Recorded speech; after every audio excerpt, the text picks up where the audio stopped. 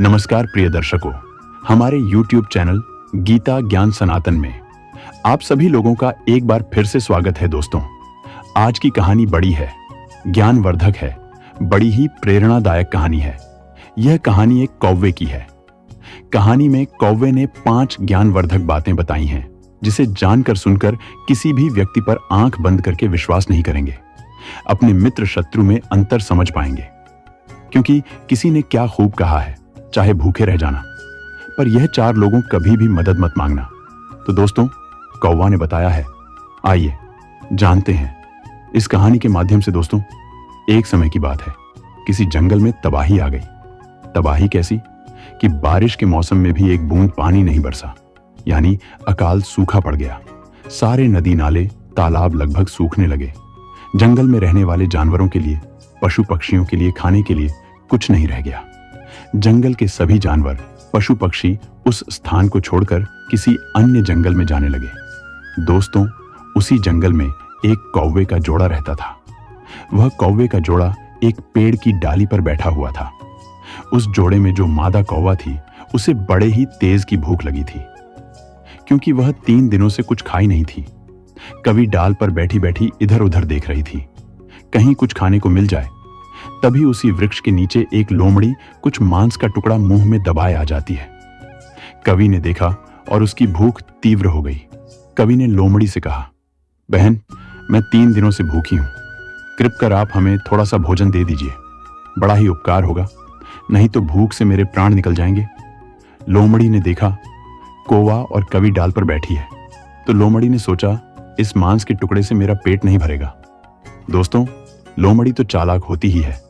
लोमड़ी सोचती है, मैं इस कौवे को बहाने से अपने पास बुलाऊंगा, जाऊंगी, जिससे मेरा पेट भी भर जाएगा।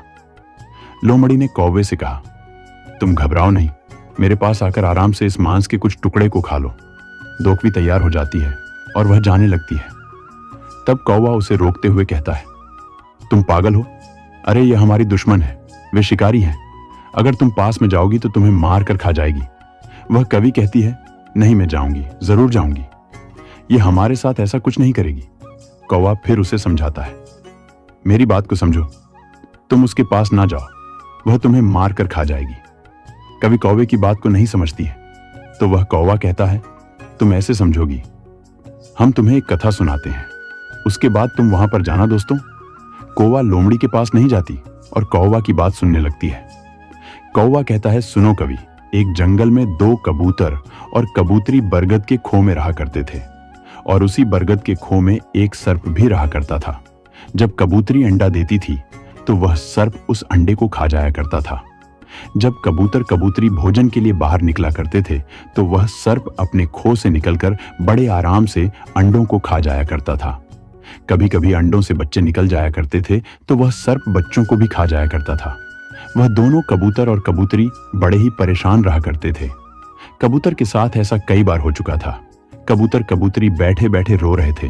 वहीं बरगद की डाल पर एक बगुला आकर बैठ जाता है, और बगुला ने देखा वह दोनों कबूतर और कबूतरी रो रहे हैं, तो वह देखकर वह बगुला कबूतरी से पूछता है, क्या हुआ कबूतरी, इतना विलाप क्यों कर रही हो, क्यों रो रही हो? दोस्तों, कबूतरी ने अपनी सारी कहानी सुना डाली और कहती है, मेरे साथ ऐसा कई बार हुआ है।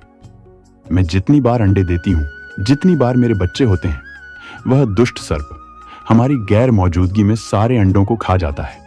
हम इस बात से बड़ी परेशान हैं। हम कर भी क्या सकते हैं? वह सिर्फ इसी वृक्ष के खो में रहता है। हम असहाय हैं, हम उससे लड़ भी नहीं सकते हैं। वह बहुत खतरनाक है, वह बहुत ही दुष्ट है। कौवे की इस दुख भरी दास्तान सुनकर उस बगुले को रहा नहीं जाता है। वह बगुला कहता है, हमारे साथ चलिए, एक तालाब में बहुत सारी मछली है, उसमें से कुछ मछली पकड़कर लाएंगे। तब कबूतरी कहती है, मैं समझी नहीं। तब वह बगुला समझाता है, जब दुश्मन भारी पड़ जाए, जब शत्रु शक्तिशाली और बड़ा हो, उससे जाकर लड़ा ना जा सके, तो उस दुश्मन को बुद्धिमानी से हराना चाहिए। कबूतर ने कहा, वो कैसे? तब बगुला समझाता है, पास वाले तालाब से मछलियां पकड़कर लाएंगे, और थोड़ी दूर पर एक नेवले का बिल है, और नेवले के बिल के दरवाजे पर वह मछलियां डाल देंगे, और थोड़ी थोड़ी दूर पर मछलियों को डालते चले जाएंगे, और अंत में सर्प के खो के पास अंतिम मछली छोड़ देंगे, और नेवला जैसे ही निकलेगा मछलियों को खाते हुए यहीं तक आ जाएगा और वह सर्प को देखते ही उसे मार देगा। तुम्हारा दुश्मन खत्म हो जाएगा दोस्तों।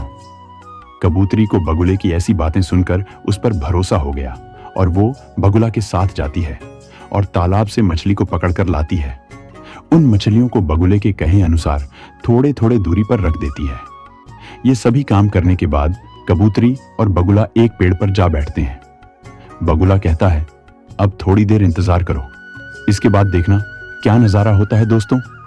थोड़ी देर बाद नेवला बाहर निकलता है तो अपने सामने मछली पड़ी हुई देखता है तो भगवान को धन्यवाद देने लगता है और कहने लगता है, प्रभु आज तो आप बड़े मेहरबान हैं, आज तो भोजन स्वयं चलकर हमारे दरवाजे पर आ गया। मछली को नेवला खाता है, फिर वह और आगे बढ़ता है, फिर मछली को खाता है। इसी तरह क्रम बाय क्रम उसे मछली मिलती जाती है और वह खाता चला जाता है। इसी तरह खाते खाते वह नेवला उस सांप के बिल के पास पहुंच गया।